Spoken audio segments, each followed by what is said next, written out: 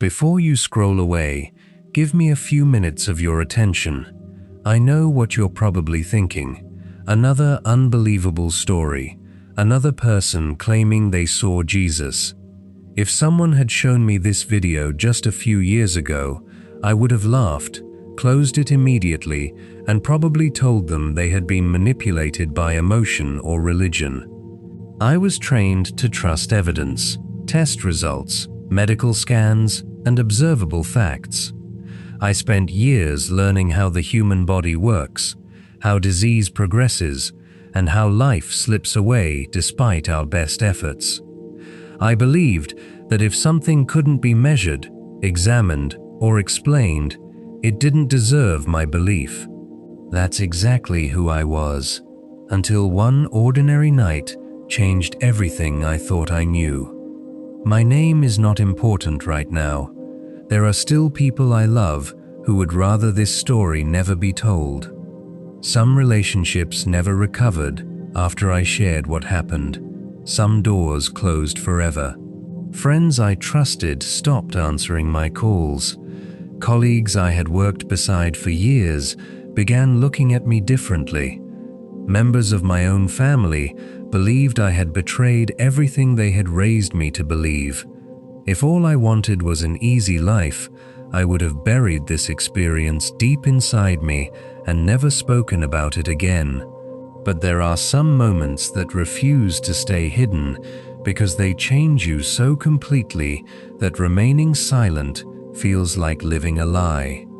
For most of my life, I was a devoted Muslim and a practicing physician. Those two identities defined everything about me. My faith gave me discipline, structure, and purpose. Medicine gave me respect, stability, and a career I had sacrificed almost everything to achieve. I wasn't someone searching for another religion. I wasn't secretly reading the Bible. I wasn't attending church in secret. I wasn't dissatisfied enough to go looking for Jesus. In fact, if anyone had suggested that one day I would publicly speak about him, I would have considered it offensive. People often imagine that doctors have all the answers. The truth is, we simply become familiar with questions that have no easy answers. I watched newborn babies take their first breath, and I watched elderly men take their last. I delivered good news that filled families with joy, and I delivered terrible news that left grown men crying in hospital corridors. I had seen miracles of medicine that seemed impossible only decades earlier, but I had also watched perfectly healthy people die without warning. Every shift reminded me that no matter how advanced science became, death eventually won every battle. Over time, something inside me began to harden, not because I lacked compassion, but because compassion can become unbearable when you carry it every single day. You learn to hide your emotions behind professionalism. You tell grieving families you're sorry. You complete paperwork. You move on to the next patient because there is no time to process your own feelings. People assume doctors become cold. That isn't always true. Many of us simply become exhausted from feeling too much. Then came the night I will never forget. It was exactly 2:04 a.m. I remember the time because I looked directly at the clock above the nurse's station before walking into one of the intensive care rooms. It had already been an exhausting shift. My body ached from hours on my feet. The smell of antiseptic filled the hallway. Monitors beeped in their familiar rhythm. Nurses hurried from one room to another. Nothing about those first few moments suggested that history was about to split my life into two parts. Everything before 2:04 a.m. and everything after. Inside that room was a patient fighting for life. The medical team was focused. Every second mattered. We had done this countless times before. There was nothing unusual about the emergency itself. I was thinking like a doctor, calculating, observing, making decisions. My attention was completely fixed on the patient. Then I looked up. Someone was standing in the room. The doors had not opened. No footsteps echoed down the corridor. None of the staff reacted as though another person had entered. Yet there he was. Everything inside me told me this was impossible. And yet, somehow, it was more real than anything I had ever experienced. I am not asking you to believe me simply because I say this happened. I understand skepticism because I was skeptical myself. If you had told me your story before that night, I would have searched for a medical explanation. Hallucination, sleep deprivation, stress, neurological fatigue. I know all those terms because I used them. I would have explained away every detail with the confidence of someone convinced that science had already answered every meaningful question. But what happened next destroyed every explanation I had ever trusted. That single encounter forced me to question not only what I believed about medicine, but what I believed about God, eternity, forgiveness, and the purpose of my own life. I'm not here to attack Islam. I'm not here to win an argument or prove that I'm better than anyone else. I know sincere Muslims. I was one of them. I know the discipline, the prayers, the fasting, the desire to honor God. This story is not about insulting where I came from. It is about telling you what happened to me, whether people accept it or not. Everything I am about to share is exactly how I remember it. Some parts still bring tears to my eyes. Some parts are difficult to speak about because they cost me people I never thought I would lose. But if even one person finds hope, asks deeper questions, or begins searching for truth because of this testimony, then every painful consequence of telling it will have been worth it. So come with me to the beginning, not to the hospital, but to the little boy who never imagined that one day he would walk into an ordinary hospital room at 2:04 in the morning and leave believing that Jesus Christ is far more than a man from history. He is alive. People often see the finished version of someone's life and assume it has always been that way. They see the doctor wearing a white coat, the respected professional, the man who seems confident and successful, and they imagine he was born with opportunities. That wasn't my story. Long before anyone called me Dr. Hasan, I was simply Hasan, a little boy who grew up believing that my family's future rested on my shoulders. I was born into a deeply devoted Muslim family where faith wasn't something we practiced only on special occasions. It shaped every hour of every day. Before I was old enough to understand the meaning of the words, I was already memorizing prayers. The sound of my father's voice reciting verses from the Quran became part of the rhythm of my childhood. I didn't question it because it was all I had ever known. My parents sincerely believed they were raising us the right way, and I never doubted their intentions. My father was a man respected in our neighborhood. He wasn't wealthy, but people admired his discipline and integrity. He believed a man's greatest responsibility was to leave behind children who honored both God and family. He rarely praised us openly because he feared praise would make us lazy. Instead, he believed correction produced strength. If I scored 95 on an exam, he would ask where the missing 5 marks had gone. If I came second in class, he wanted to know why I wasn't first. As a child, I often wished he would simply tell me he was proud of me.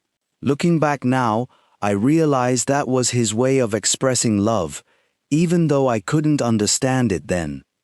My mother balanced the home in a completely different way. Where my father spoke with authority, she spoke with gentleness. She knew when I was discouraged before I ever opened my mouth. On difficult days, she would quietly leave an extra piece of bread on my plate or sit beside me after everyone else had gone to bed. She never gave long speeches.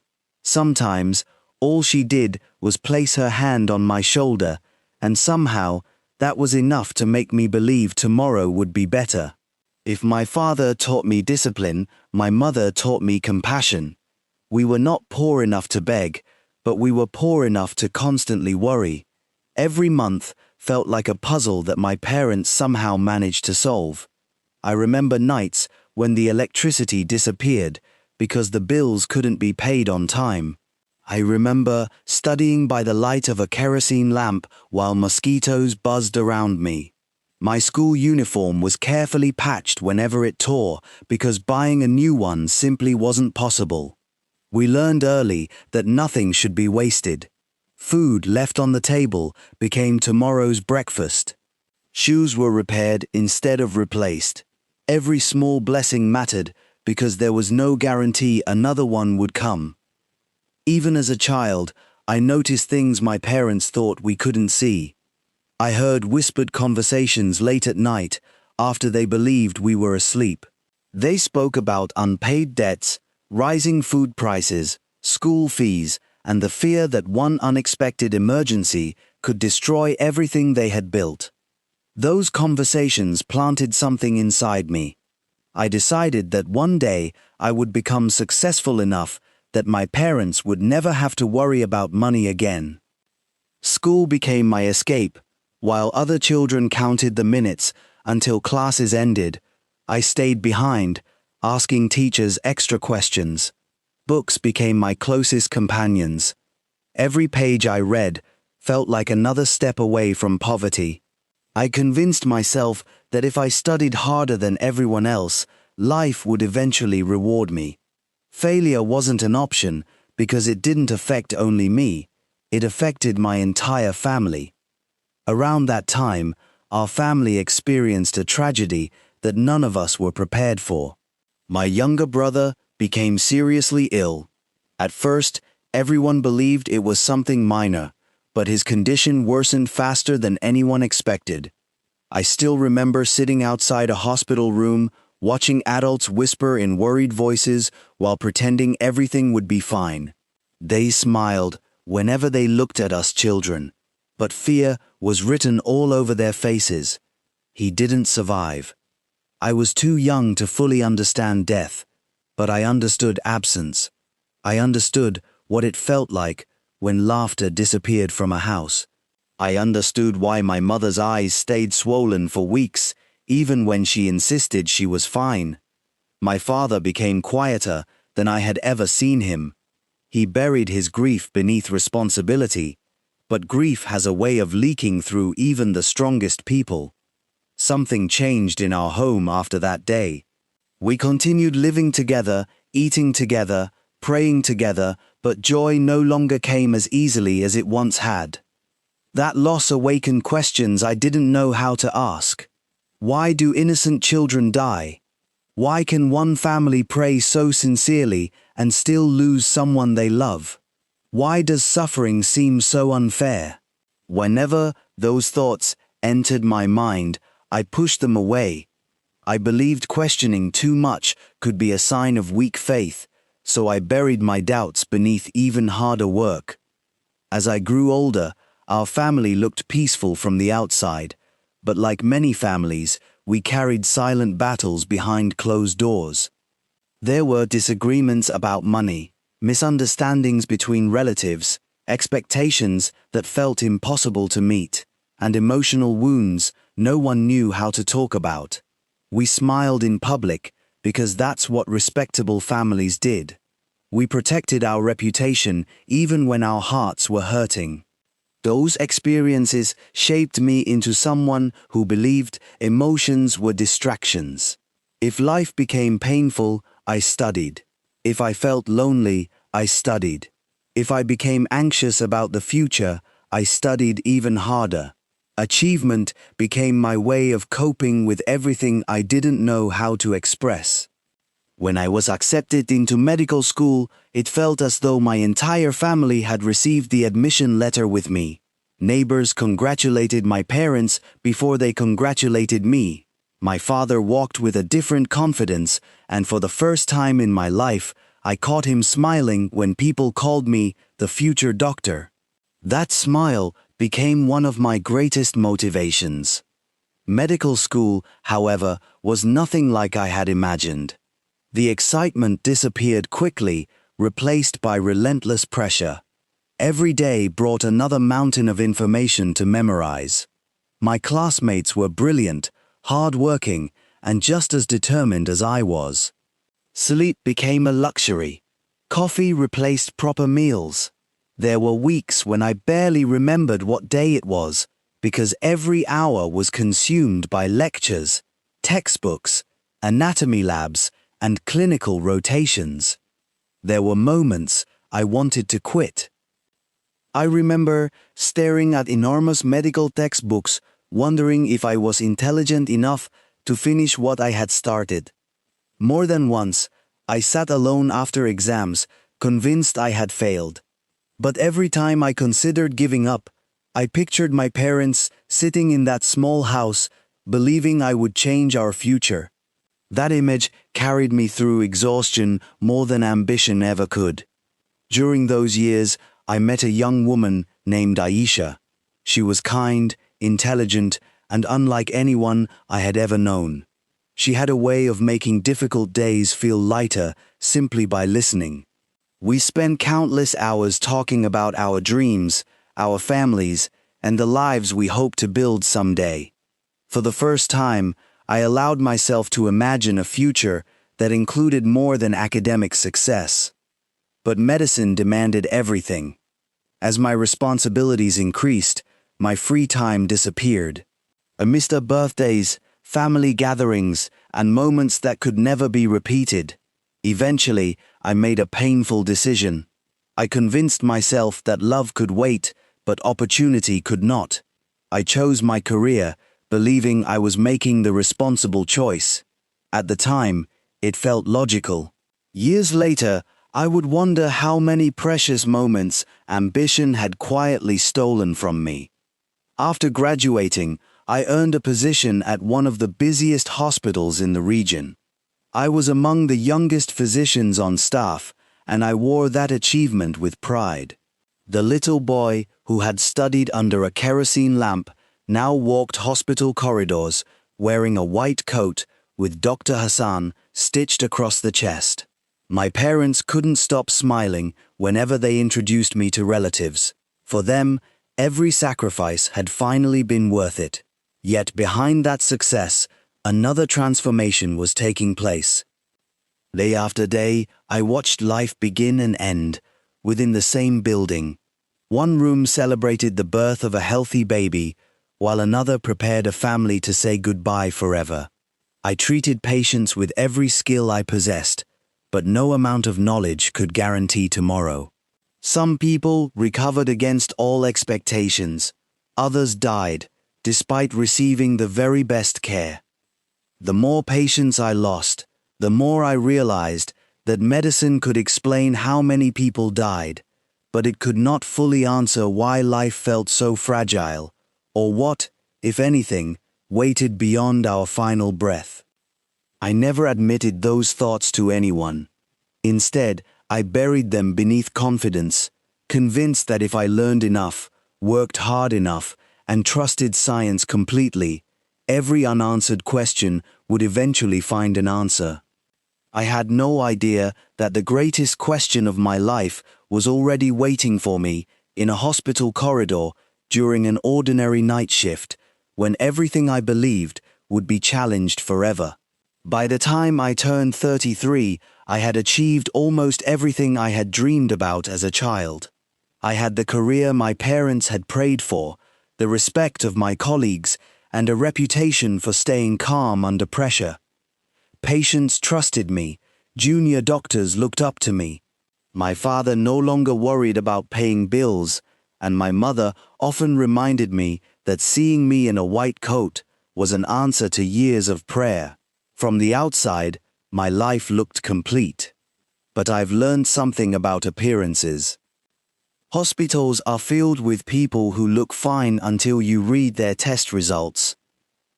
Human beings are not much different. Every morning, before the sun rose, I left home while my wife and children were still asleep. Some nights I returned after they had already gone back to bed. There were weeks when I spent more time inside hospital corridors than I did inside my own living room. My youngest daughter once asked me why other children's fathers came to school events while hers always seemed to be helping strangers instead. I laughed when she asked. Later that night, I cried alone in my car. Medicine had become more than my profession. It had quietly become my identity. Every emergency made me feel needed. Every successful operation reminded me why I had sacrificed so much. But every victory came with another loss waiting just around the corner. There are moments in a doctor's life that never disappear. I still remember the elderly man who squeezed my hand moments before taking his final breath. He looked into my eyes and whispered, "Thank you for trying."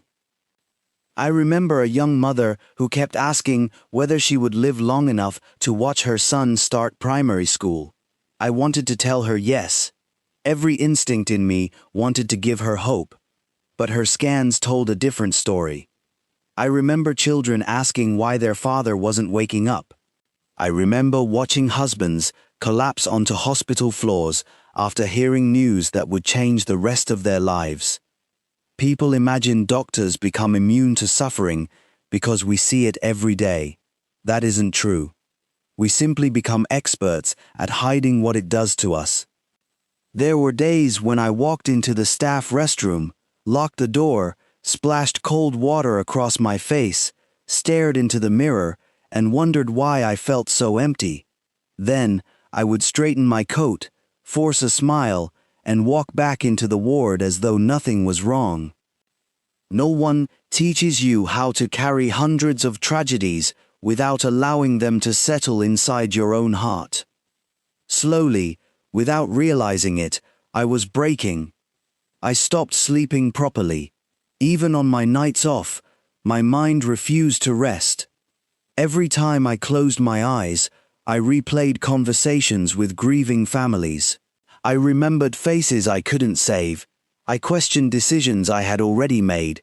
Sometimes I woke up reaching for a patient who had died weeks earlier. My wife noticed before I did.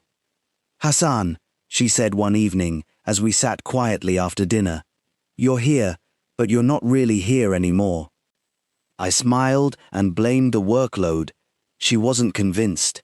She began encouraging me to take a few days off. My colleagues suggested the same thing. One even joked that I looked older than the hospital building itself. Everyone thought I was simply overworked. The truth was much deeper. I had begun losing something I couldn't describe. My prayers became routine instead of meaningful. I still performed them faithfully because they had been part of my life since childhood. But inside, I felt strangely distant. I found myself asking questions I had never dared to ask before. Why does a child suffering from cancer spend every day praying for healing while a corrupt man lives comfortably into old age? Why do some parents bury their children while others abandon theirs? Why does one family receive a miracle while another receives unbearable loss? Whenever those questions entered my mind, I immediately felt guilty. I reminded myself that human beings cannot fully understand God's wisdom. Yet the questions never stopped returning. Then came the patients I could never explain. There was an elderly Christian woman suffering from advanced cancer. Medically speaking, there was very little we could do for her. Every report confirmed the disease had spread beyond treatment. I expected anger, fear, or despair. Instead, every time I entered her room, she greeted me with the warmest smile. One afternoon I asked, "Are you in pain?" She nodded gently. "Yes, doctor, quite a lot." Her answer surprised me because she didn't look defeated. I asked another question. "Aren't you afraid?" She smiled again. "Of dying?" I nodded. She looked toward the window where sunlight filled the room. "No," she said softly. "I'm going home." Those words stayed with me, not because they made medical sense, but because they carried a certainty I had never seen before. A few weeks later, another Christian patient, a middle-aged man with heart failure, thanked every nurse who entered his room. Even when breathing became difficult, he spoke about forgiveness instead of fear. The night before he died, he asked if he could pray for me. I almost laughed. Here was a man whose body was failing, asking God to bless the doctor who couldn't save him. I politely allowed him to pray because refusing would have seemed disrespectful. When he finished, he looked directly at me and said, "Dr. Hasan, one day you'll understand how much Jesus loves you." I thanked him politely. Then I walked away, trying to forget the conversation. But I couldn't. It wasn't only the words. It was the peace. Where did it come from? Why did these people seem more prepared for death than many perfectly healthy individuals? Medicine explained their illness. It didn't explain their peace. Around that same period, strange things began happening during my night shifts. Nothing dramatic. Nothing I could prove. Sometimes I would enter a patient's room, convinced someone had just walked past me, only to discover the corridor completely empty. Occasionally, I caught the faint sound of what seemed like distant singing during the quietest hours of the night, but whenever I stopped to listen, everything became silent again. More than once, I dreamed about patients before receiving unexpected emergency calls involving them. I dismissed every experience: sleep deprivation, stress, an overworked brain. Those explanations satisfied my medical training, even if they didn't satisfy my heart. One person noticed the struggle I tried so hard to hide. Her name was Rebecca. She was one of our senior nurses. Rebecca wasn't the loud kind of Christian who tried to argue with everyone. In fact, she almost never spoke about her faith unless someone asked. She treated every patient with remarkable kindness, regardless of their background or beliefs. Nurses respected her because she remained calm during chaos. Families trusted her because she listened before she spoke. One evening, after we had lost another patient, she found me sitting alone in the staff room. She placed a cup of tea beside me. "You don't have to carry every death by yourself, doctor." I forced a smile. "It's part of the job." She shook her head gently. "No. It's part of the job to care. It isn't your job to carry guilt for things only God controls." That sentence irritated me more than I expected. I thanked her politely, but inside I rejected what she had said. God controls? I was the one making medical decisions. I was the one fighting to keep people alive. Yet somehow her words stayed with me. Over the following months, we had many conversations, though never debates. She never criticized Islam. She never tried to embarrass me. She simply answered my questions whenever I asked them. Sometimes she would mention Jesus in such a natural way that it caught me off guard.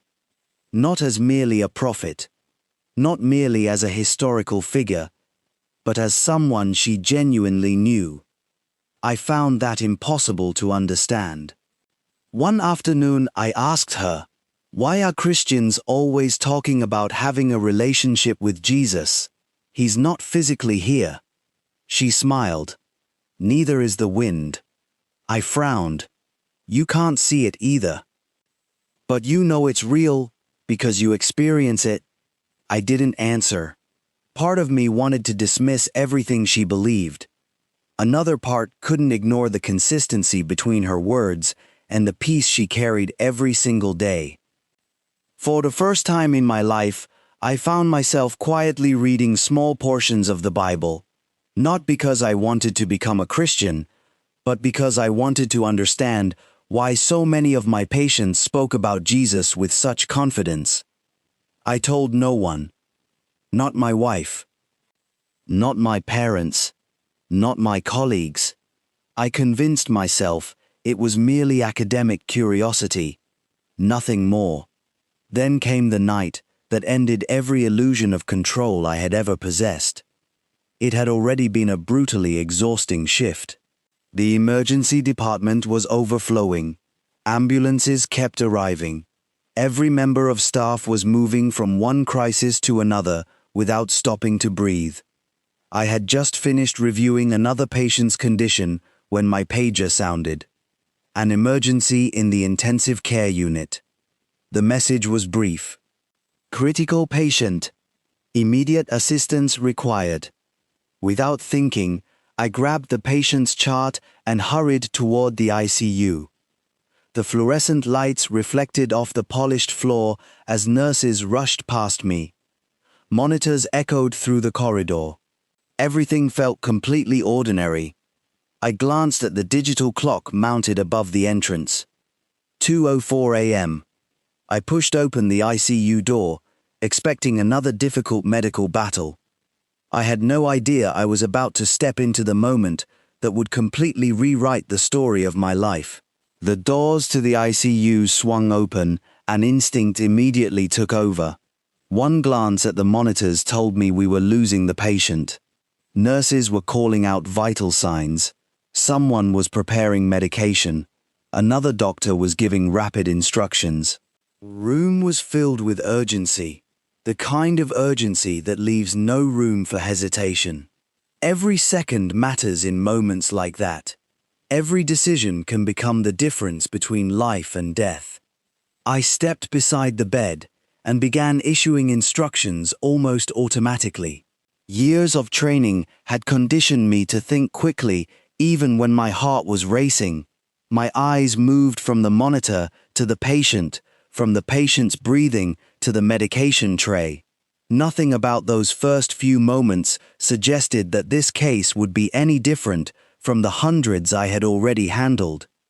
Then something happened that I still struggle to explain. The sounds around me began to fade. Not all at once. Slowly.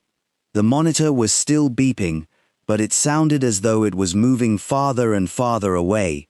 The voices of the nurses became distant, almost like echoes at the end of a long tunnel. Even the frantic movement inside the room appeared strangely slower than before. I remember blinking several times because I thought exhaustion was finally catching up with me. I rubbed my eyes. When I looked up again, everything had changed. The room was still there. The patient was still lying on the bed. My colleagues were still standing where they had been. But it was as though time itself had stopped flowing. No one was moving. No one was speaking. It was impossible. I looked at a nurse whose hand was stretched toward the patient. She remained frozen in the exact same position. A syringe hung motionless in the air. Even the heart monitor seemed suspended between one heartbeat and the next. Every logical explanation I had ever trusted collapsed in a single moment. I turned slowly toward the doorway because I suddenly became aware that someone else was in the room. He wasn't standing dramatically. He wasn't surrounded by flashing lights. He simply stood there. Yet everything about his presence made the rest of the room feel insignificant. I had never seen him before. And somehow, I knew exactly who he was. There are moments when human language simply becomes too small. I have spent years trying to describe what I saw that night, and every attempt feels incomplete. It wasn't merely his appearance that overwhelmed me. It was what surrounded him. The atmosphere itself seemed alive. Every fear I had carried for years suddenly became visible inside my own heart. It felt as though nothing could be hidden anymore. His eyes met mine. I cannot tell you their exact color because that isn't what I noticed.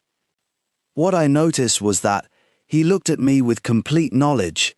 He knew every success I had celebrated, every lie I had justified, every selfish ambition, every hidden fear, every unanswered question, every tear I had cried where no one else could see, every prayer I had prayed without believing anyone was listening. Nothing was concealed, and yet there wasn't even the smallest trace of hatred in his face. Only truth, only compassion, only an authority unlike anything I had ever encountered. I wanted to speak. Instead, I found myself unable to move. Then, he spoke first. Hasan. He said my name, the way a father calls his son after years apart. Not with anger, not with accusation, with love, real love, the kind I had spent my entire life searching for without realizing it. He asked me a question that pierced straight through every wall I had built around myself. How long will you keep trying to heal bodies while ignoring your own soul? The words echoed inside me. For years, I had measured my worth by how many patients I saved, how many hours I worked, how respected I became, how successful I appeared. But standing before him, none of those achievements seemed important anymore. For the first time in my life, I realized that beneath my confidence lived a frightened little boy who had spent decades trying to earn approval. From his father, from society, from colleagues, and even from God. I whispered the only words I could manage. "Who are you?" Although deep inside, I already knew. He answered with a gentleness that still brings tears to my eyes. "I am Jesus." The room became completely silent. Not the silence of emptiness, the silence of absolute certainty. Every assumption I had built my life upon suddenly stood before the one I had refused to know. I expected condemnation. Instead, he invited me closer. As I stood before him, scenes from my own life began unfolding around me, not like memories, like living moments. I saw myself as a child, studying under the dim light, while my mother quietly watched from the doorway. I saw my younger brother smiling before illness took him from us. I saw my father carrying burdens he never allowed anyone else to see. I watched my own life from a perspective I had never experienced before. Moments I considered insignificant suddenly carried enormous weight. A kind word spoken to a frightened patient. A cruel sentence I had forgotten years earlier. Times I ignored people because I was too busy pursuing success. Moments when pride quietly replaced humility. Nothing had been forgotten. Then something happened that completely broke me. I began seeing my patients. Not their medical reports. Not their diagnoses. Their hearts. I saw fear that never appeared in their charts. Loneliness, hidden behind polite smiles. Children praying beside hospital beds. Mothers pretending to be strong so their families wouldn't collapse. Fathers secretly begging God for one more chance. I realized that for years I had treated diseases while often overlooking the human soul standing right in front of me. Jesus looked at me and said, "You learned how the human body works. But you never learned why it was created." Those words shattered my pride. For years, I believed education had made me complete. Degrees, awards, recognition, scientific knowledge. Standing before him, I realized knowledge alone could never answer the deepest questions of existence. Medicine could explain the mechanics of life. It could not create life. Medicine could delay death. It could not defeat death. Medicine could comfort the dying. It could not promise eternity. Then he spoke about forgiveness. Not forgiveness as something earned. Not forgiveness purchased by perfect performance, but forgiveness offered as a gift. He showed me that I had spent my entire life trying to become good enough. Good enough for my family. Good enough for society. Good enough for God. Yet every achievement only created another mountain to climb. He said softly, "You cannot carry what I already carried for you." I didn't fully understand. Then, without speaking another word, understanding filled my heart in a way no lecture ever could. I saw the cross, not as a religious symbol, as an act of indescribable love.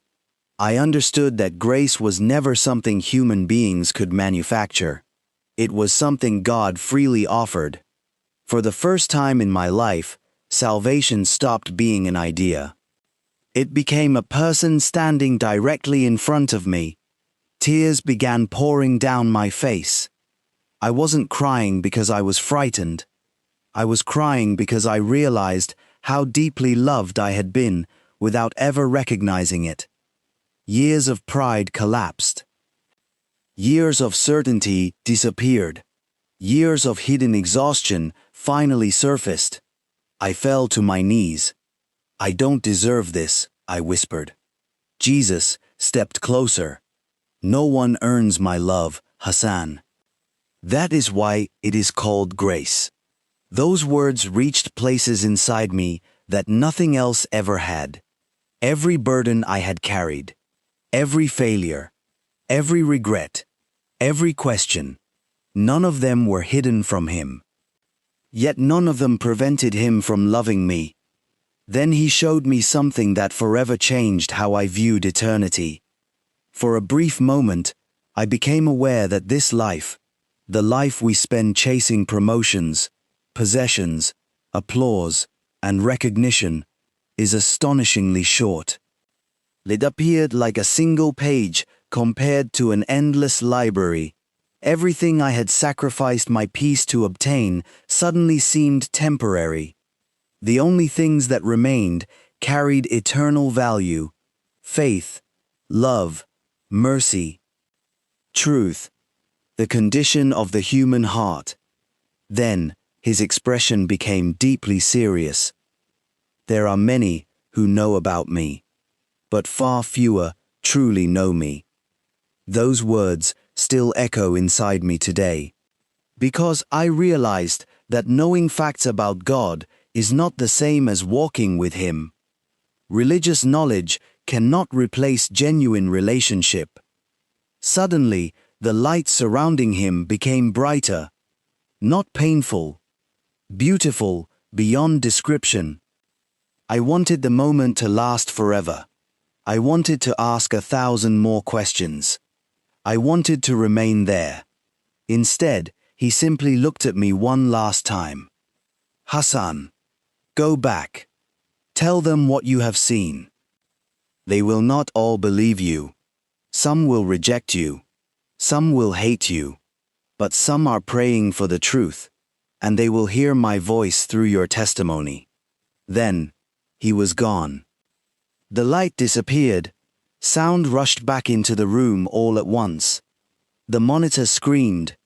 Doctors shouted instructions. Nurses resumed moving exactly where they had stopped. It was as though no time had passed at all. Only seconds. Yet, inside me, everything had changed. I stumbled backward until my legs gave way beneath me. I collapsed against the wall, shaking uncontrollably. One of the nurses grabbed my shoulder. "Dr. Hasan, are you all right?" I looked around the room. No one else appeared to have seen what I had seen. No one else seemed aware that eternity had just interrupted an ordinary hospital shift. I tried to answer, but no words came. Tears rolled down my face without warning. I had walked into that ICU believing I understood life. I walked out, knowing I had only just begun to discover the truth. When my shift ended that morning, I didn't drive home immediately. I sat alone in my car as dawn slowly painted the sky. The city was beginning another ordinary day, but nothing about me felt ordinary anymore. People walked along the sidewalks, carrying briefcases and cups of coffee.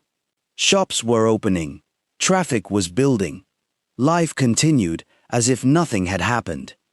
But inside me, it felt as though an entire lifetime had passed in a single night. I kept asking myself the same question. Did that really happen? The scientist in me searched desperately for another explanation. I went through every possibility I had ever learned in medical school. Sleep deprivation, hallucination, stress-induced psychosis, neurological disturbance. I examined my own symptoms the way I would examine a patient. None of the explanations fit. Hallucinations don't leave your heart permanently changed. Exhaustion doesn't replace fear with peace. Stress doesn't completely transform the direction of someone's life. Whatever happened in that ICU was more real than anything I had experienced before.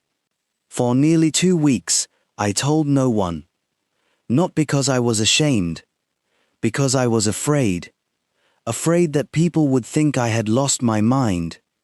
Afraid I would lose the career I had spent decades building. Afraid that my family would never look at me the same way again. So I carried the experience alone. During the day, I continued treating patients as though nothing had changed. At night, I replayed every word Jesus had spoken. His voice echoed through my thoughts while I reviewed medical reports, while I sat in meetings, even while I ate dinner with my family. I couldn't escape it, nor did I truly want to. One evening my wife noticed I had barely touched my food. She waited until the children had gone to bed before asking quietly, "Hasan, what happened to you?" There was genuine concern in her voice. Not suspicion, concern. For several minutes, I couldn't answer. I knew that once the words left my mouth, there would be no taking them back. Finally, I looked at her and said, "If I tell you, you may never see me the same way again." She reached across the table and held my hand. "Tell me anyway." So I did. I told her everything, from the emergency call, to the frozen room, to seeing Jesus, to every word he spoke. She didn't interrupt me. She didn't argue. She simply listened. When I finished, tears filled her eyes. For a long time she remained silent. Finally, she whispered, "I don't know what to do with what you've just told me." Neither did I. The following weeks became some of the most difficult of my life. My wife struggled between love for me and fear of what my testimony could mean for our family. She wasn't angry. She was terrified. She knew what could happen if people believed I had abandoned the faith we had both been raised in. We prayed separately. We cried separately. Sometimes we simply sat together without speaking because neither of us knew what the future would look like. Eventually, I told my parents. That conversation remains one of the hardest memories I carry. My father stared at me without saying a single word. The disappointment in his eyes hurt more than any insult ever could. He finally stood up, walked toward the window, and quietly asked, "Who has deceived you?" I tried explaining that no one had persuaded me, that I hadn't been searching for another religion, that I hadn't planned any of this. But every sentence sounded impossible. My mother cried harder than I had ever seen. She begged me to reconsider. She reminded me of everything they had taught me, everything they had sacrificed. Our family believed. I understood their pain. If our roles had been reversed a few years earlier, I might have reacted exactly the same way. News spread through the extended family faster than I expected. Phone calls began arriving almost daily. Some relatives pleaded with me. Others argued. Some became angry. A few refused to speak to me ever again. Family gatherings suddenly became uncomfortable. Conversations stopped whenever I entered a room. People whispered when they thought I couldn't hear them. It felt as though I had become a stranger among people who had known me my entire life. The hospital wasn't much easier. At first, I remained silent. But eventually, one of my closest colleagues noticed a Bible lying inside my office drawer. He looked at me with confusion. "I thought you only kept medical books." I smiled nervously. So did I. Little by little, the truth came out. Some colleagues laughed. Others assumed I had experienced emotional burnout. A few suggested I should take psychiatric leave. One doctor jokingly asked whether I had started seeing angels during every night shift. Everyone laughed. I forced myself to laugh too. Inside, it hurt. But not everyone rejected me. Rebecca, the nurse who had quietly answered my questions months earlier, never once said, "I told you so." Instead, she simply smiled with tears in her eyes and said, "I've been praying for you for a very long time." That sentence humbled me more than she probably realized. Someone had been praying for me while I wasn't even looking for God. I began reading the Bible seriously for the first time in my life. Not to win debates, not to criticize it, to understand it. Every evening after work, I opened its pages with honest questions. Some passages challenged me deeply. Others brought comfort I didn't know I needed.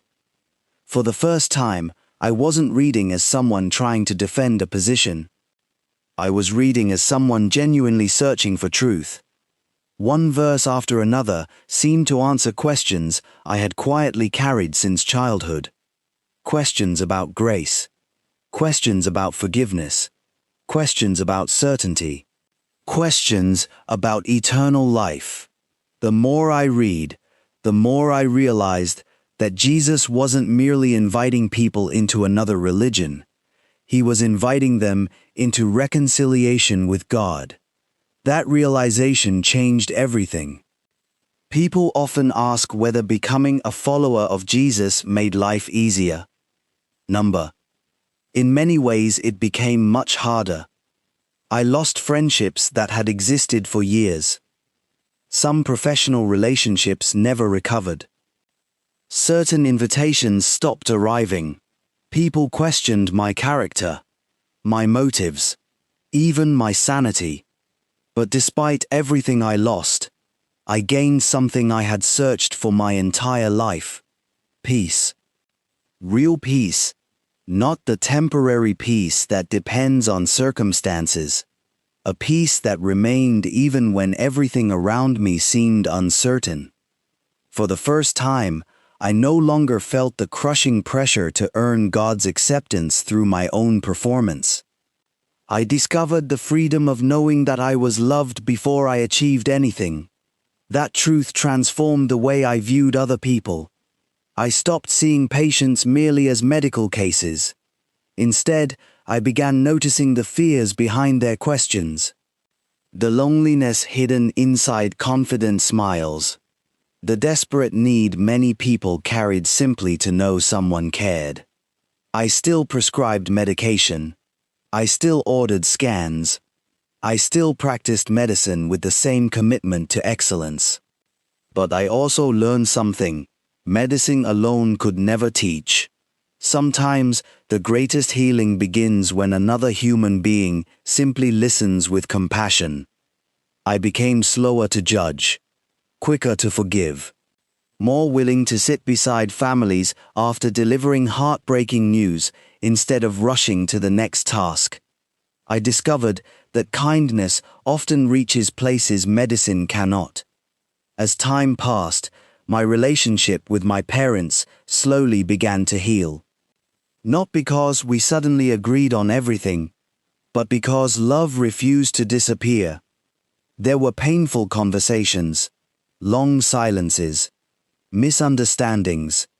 Yet I realized that following Jesus meant I could not allow bitterness to take root inside me. If Christ had shown me mercy, how could I refuse mercy to others? Forgiveness did not erase the pain, but it prevented the pain from controlling my future. Today, I still wear a white coat. I still walk hospital corridors. I still hear monitors beeping through the night. Patients still arrive frightened. Families still cry. Doctors still do everything humanly possible to preserve life. Medicine remains one of the greatest callings I know. But every time I step into a hospital room, I remember that night at 2:04 a.m. It reminds me that every person lying in those beds is more than a diagnosis, more than a chart, more than a collection of symptoms. Every patient has a soul. And every soul matters to God. If you are a Muslim watching this, please hear my heart. I am not sharing this testimony because I hate where I came from. I know the sincerity of many Muslim families because I was raised in one. I honor my parents for the sacrifices they made, and I understand the devotion with which they taught me what they believed was true. My invitation is not to abandon sincerity. It is to seek truth wherever it leads, even when the journey is costly. If you are a Christian, don't let your faith become something you practice only with your lips. Know Jesus personally. Spend time with him. Love people the way he loved people. The world does not need more arguments. Needs more followers of Christ whose lives reflect his compassion, humility, and grace. If you are a doctor, a nurse, or any healthcare worker, I know the weight you carry. I know what it feels like to replay difficult cases long after your shift has ended. I know the silent tears, the exhaustion, and the questions no textbook can answer. Please don't lose your humanity in the pursuit of saving lives. The people you care for will often remember your compassion long after they forget your prescriptions. And if you're watching this as a skeptic, I understand you better than you might imagine. I once believed exactly as you do. I demanded evidence. I trusted only what could be measured. I'm not asking you to abandon reason.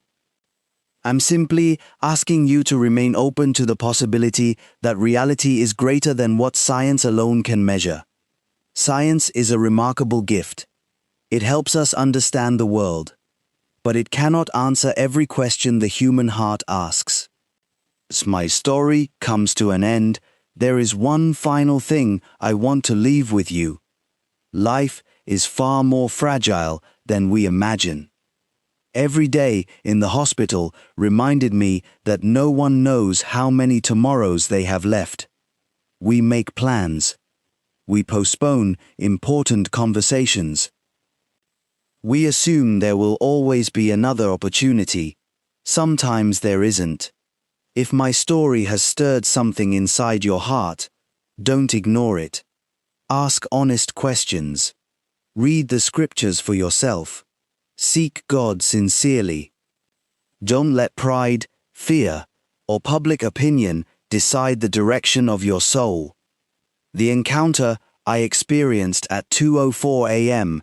changed my life forever. My prayer is not that you believe my testimony because of my words. My prayer is that you seek the truth with an honest heart. Because I have learned that when someone truly seeks God with humility, he is fully able to reveal himself in ways that no human being could ever manufacture. Thank you for listening to my story. May God guide you, give you wisdom, and fill your heart with his truth, his mercy, and his peace.